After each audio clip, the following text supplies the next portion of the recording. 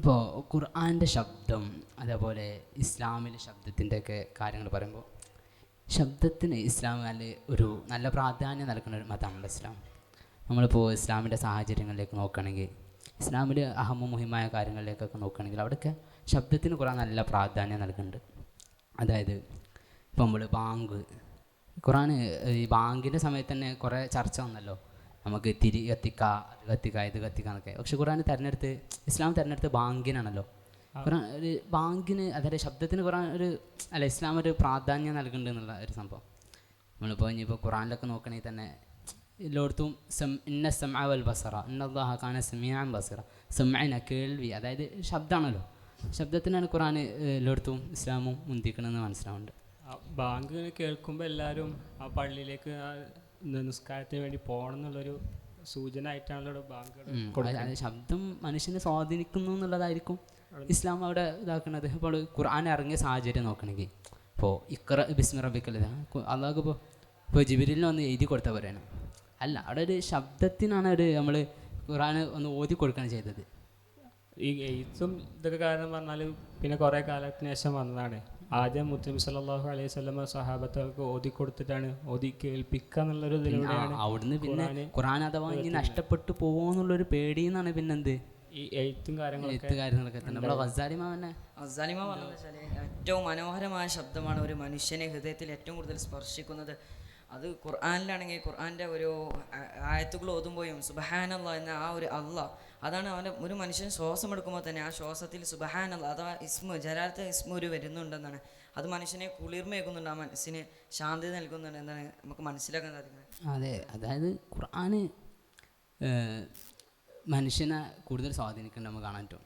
നമ്മൾ Leo Tolstoy ഒരിക്കലും പറയുന്നുണ്ട്, Quran has had tremendous influence in mankind എന്ന് പറയുന്നുണ്ട്. ഖുർആന് അതിഭഗീരമായ ഒരു വളരെയധികം സ്വാധീനം മനുഷ്യനിൽ ചെലുത്താൻ കഴിയുന്നുണ്ടെന്ന് ടോൾസ്റ്റോയ് അഭിപ്രായപ്പെടുന്നുണ്ട്.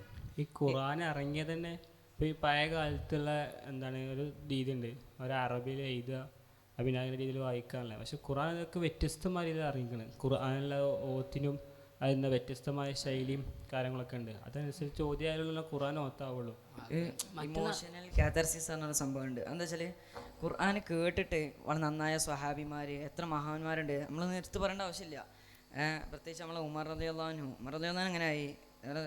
ഒരു ഉമർ ഖുർആൻ കേട്ടിട്ട് നമ്മളെ ജുബൈർ ഇബ്നു മുഅ്തർ റളിയല്ലാഹു അൻഹു, തുഫൈൽ ഇബ്നു അംർ റളിയല്ലാഹു അൻഹു പോലെയുള്ള ആൾക്കാരൊക്കെ ഖുർആൻ കേട്ട് വികാരപ്പെട്ട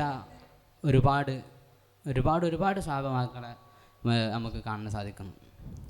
ഖുർആനിൽ കേൾക്കുക എന്നാൽ ഖുർആനിൽ തന്നെ കുറേ ഭാഗങ്ങളൊക്കെ ഉണ്ട്. പിന്നെ ബിസ്മില്ലാഹി വഅല മജ്രേഹ, പിന്നെ ഖുർആനിലെ ആ ഒരു ഹൂദ് നബിൻ്റെ കപ്പൽ ചെരിഞ്ഞു കൊടുത്ത് കാണാം മജ്രേഹ.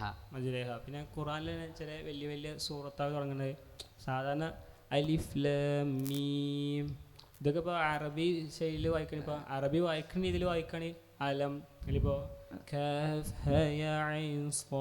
പണ്ടൊരാൾക്ക് ഹയാസ് എന്നൊക്കെ വായിച്ചാൽ ദിക്ർ പറയുമ്പോൾ മനസ്സിനെ എന്ത് ചെയ്യും, ശാന്തമാക്കും. അതായത് ദ്വാ പറയുമ്പോൾ മനുഷ്യന് ധൈര്യം ലഭിക്കും ദ്വാ ചെയ്താൽ. പക്ഷെ ഖുർആൻ ഓതുമ്പോൾ എന്ത് ചെയ്യും, മനുഷ്യനുള്ള ആത്മവിശ്വാസം. ഖുർആൻ സംസാരം പോലെയാണ്. മറ്റുള്ളവരോട് ഞാൻ ഒരാൾ തെറ്റ് ചെയ്ത് ആരോട് ഖുർആൻ ഇങ്ങനെ വാക്കുകൊടുത്ത ആളെ വിചാരം എന്തായിരിക്കും, ഇത് എന്നോട് തെറ്റ് ചെയ്യരുത് അങ്ങനെയൊക്കെ പറയുന്നത്. അതുകൊണ്ട് ആധുനിക ശാസ്ത്രം പറയുന്നുണ്ടല്ലോ, അതായത് ഖുർആൻ ബാക്കിയുള്ള ശബ്ദങ്ങളൊക്കെ കേൾക്കുമ്പോൾ മസ്തിഷ്കത്തിൽ ഒരു ഡോപ്പമിൻ എന്ന് പറഞ്ഞൊരു രാസവസ്തു ഉൽപ്പാദിപ്പിക്കപ്പെടുന്നുണ്ടായിരുന്നു. പക്ഷേ ഖുർആൻ കേൾക്കുമ്പോൾ സെറോട്ടിൻ എന്ന് പറഞ്ഞൊരു വ്യത്യസ്തമായി കണ്ട മറ്റൊരു സാധനം ഉൽപ്പാദിപ്പിക്കപ്പെടുന്നുണ്ട്. അതായത് അത് മനുഷ്യന് ആത്മീയപരമായിട്ടും മാനസികപരമായിട്ടൊക്കെ വളരെയധികം ഇമ്പാക്റ്റ് ചെയ്യുന്നുണ്ട് എന്നുള്ളതാണ് ശാസ്ത്രം കണ്ടെത്തുന്നത്. ഖുർആനുള്ളത് എന്താ, കവിതയല്ല, പദ്യമല്ല, ഗദ്യമല്ല, അല്ലാത്തൊരു ശൈലിയാണ് ഖുർആൻ. കാര്യം നമുക്ക് ആലോചിക്കുമ്പോൾ തന്നെ ഇതാണ്. കാരണം 1400 വർഷങ്ങൾക്ക് മുമ്പ് ഇറങ്ങിയിട്ട് കോടാനക്കോടി രീതികളിൽ ഖുർആൻ ഓതുന്നുണ്ടല്ലോ. അതായത് ഒരു പാട്ടിന് ഇപ്പോൾ ഏറിപ്പോയ 3-4 ഇശല്ല ഒരു ഇതിലൊക്കെ പോവുള്ളൂ, പിന്നെ എൻ്റെ ആൾക്കൊന്നും പോകാൻ പറ്റില്ല. ഖുർആൻ 1400 വർഷങ്ങൾക്ക് മുമ്പ് തന്നെ പല രീതിയിൽ ഓതുന്നു, പല കാര്യങ്ങൾ പല രീതിയിൽ പല ഈണത്തിൽ ചെല്ലുന്നു. ഇപ്പം തന്നെ നിലവിൽ എത്രയോ രീതികളിൽ ഓതപ്പെടുന്നുണ്ട്. മാത്രമല്ല കവിതയിൽ വരുന്ന ഓരോ സംഗതികളെ റൈമിങ് സ്കീം, ഓരോ റൈമിങ് വേർഡ്സ് ഒക്കെ അതിൽ ഖുർആനിൽ അടങ്ങിയിട്ടുണ്ട്.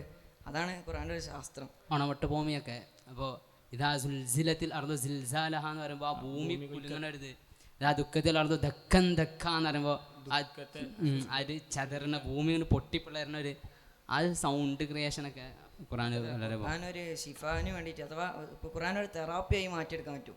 ഖുർആൻ തെറാപ്പി ആയിക്കാണ്ട് ഇപ്പോൾ ശാസ്ത്രം ആ ഒരു ലെവലിലൊക്കെ ചിന്തിക്കുന്നുണ്ടല്ലോ. ഇപ്പോൾ അത് നടന്നുകൊണ്ടിരിക്കുന്ന സംഭവമാണ്. ഇപ്പോൾ മറ്റേ അതിനൊക്കെ ഉണ്ടല്ലോ നമ്മളെ ഈ എന്താ പറയുക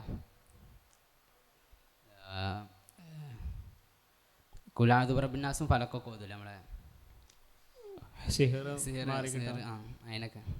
പിന്നെ ഈ ഖുർആനിൽ ചില സൂറത്തുകളുടെ അവസാനമൊക്കെ ഒരേപോലെ കൊടുക്കും. മറ്റേ സൂറത്തിൽ എന്താ മറിയമ്മിലെ അവസാനം എന്താ ശരിയ അവസാനം ഒരേപോലെയൊക്കെ കൊടുക്കും. അങ്ങനെ ശബ്ദം മാധുര്യത്തിന് മേൽ. പിന്നെ ആരെടുത്ത് നോക്കണേ ഫിഫ വേൾഡ് കപ്പ് അതിൽ തന്നെ സൂറത്ത് ഖുർആൻ കൊണ്ട് തുടങ്ങി സൂറത്ത് റഹ്മാൻ ഓതിയിട്ടാണ്. അവനോട് യൂണിസ് സാറിനില്ലേ നമ്മൾ കഴിഞ്ഞ ഏതോ റഷ്യൻ വേൾഡ് കപ്പിൻ്റെ റഫറിക്ക് ക്ലാസ് എടുത്തെടുത്തു, തെജീദ് ക്ലാസ് എടുത്തെടുത്തു. ലോകം ഇപ്പോൾ മൊത്തം ഖുർആൻ്റെ ഒരു ഇതിലേക്ക് ഖുർആൻ കൊണ്ട് ലോകം, അതായത് ഒരു ഖുർആൻ്റെ സ്വാധീനം ഒരു ലോകത്തിൽ വല്ലാതെ പ്രചരിച്ചു കൊണ്ടിരിക്കുന്ന ഒരു കാലമാണ് ഇപ്പോൾ ഇത്.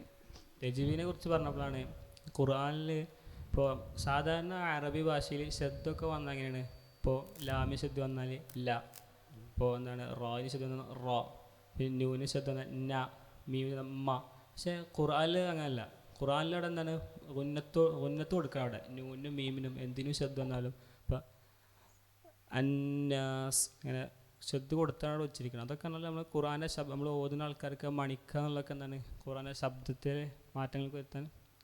ബാക്കിയുള്ള മതങ്ങളെ ഗ്രന്ഥങ്ങളൊക്കെ നോക്കുകയാണെങ്കിൽ ഇപ്പോൾ ഇത്തരത്തിലൊരു സൗണ്ട് ശാസ്ത്രീയപരമായി ഒരു സൗണ്ടിനെ ഒരു ക്രമീകരിച്ച ഒരു ഗ്രന്ഥം കാണാൻ കഴിയില്ല. അപ്പോൾ നമ്മളിപ്പോൾ ബൈബിൾ എടുക്കണമെങ്കിലും വേറെ ഏത് എടുക്കുകയാണെങ്കിലും ഒരു തെജീവിത്, ഇപ്പോൾ തെജീവിത് പറഞ്ഞിട്ട് ഒരു ശബ്ദത്തിന് അങ്ങനെയും ഇമ്പോർട്ടൻ്റ് കൊടുക്കുന്ന ഒരു സാധനമല്ലോ. അപ്പോൾ നമ്മൾ ഖുർആൻ എവിടെ മണിക്കണം, എത്ര മണിക്കണം, അതായത് ഇദ്ഗാമും ബിഗുന്ന ഇഖ്ഫാന, ഇദ്ഗാമും ബിഗുന്നയാണ് ഏറ്റവും കൂടുതൽ മണിക്കേണ്ടത്. പിന്നെ കുറച്ചിട്ട് ഇഖ്ഫാ മണിക്കാവൂ. പിന്നെ ലാസിമ് നീട്ടണം നിർബന്ധമാണ്. മറ്റേ ഇത്ര നീട്ടാൻ പാടില്ല, മറ്റേ കുറച്ച് നീട്ടണം. അസ്ലിയായ ഇതാണെങ്കിൽ അതിനനുസരിച്ച് എത്രയാണ് നീട്ടേണ്ടത്. ഒന്നതിന് ഓരോ ഇത്ര അലിഫിൻ്റെ ഖദർ. ഇപ്പോൾ ഇത് മുത്തസിലാണെങ്കിലും മുഫസിലാണെങ്കിലും ഇത്ര അലിഫിൻ്റെ ഖദർ, അങ്ങനെ എത്രയും നീട്ടുന്നത് കൃത്യമായിട്ട് നമ്മളെ ജീവിതത്തിലും കാര്യങ്ങളും പഠിപ്പിക്കുന്നുണ്ട്. മനുഷ്യനിൽ സ്പർശിക്കുന്നത് എന്താ വെച്ചാൽ ഖുർആൻ ഇറങ്ങിയത് ഒരു കേൾവിയിലൂടെ തന്നെയാണ്, മറിച്ച് ഒരു എഴുത്തിലൂടെ അല്ല. ഇക്കറ അത് നബിയെ വായിക്കുക എന്നാണ്. നബി തങ്ങൾക്കാണ് ആദ്യം ഇറങ്ങിയത്. അതും ഒരു വായനയിലൂടെയാണ്, എഴുത്തിലൂടെ അല്ല നമുക്ക് മനസ്സിലാക്കാം. അതായത് ഇതാണ് നമ്മൾ ഖുർആൻ്റെ ഒരു ഫോർമൽ ഫ്രീക്വൻസ് പഠനം നടത്തി ഖുർആൻ്റെ ഇതിനെക്കുറിച്ച്.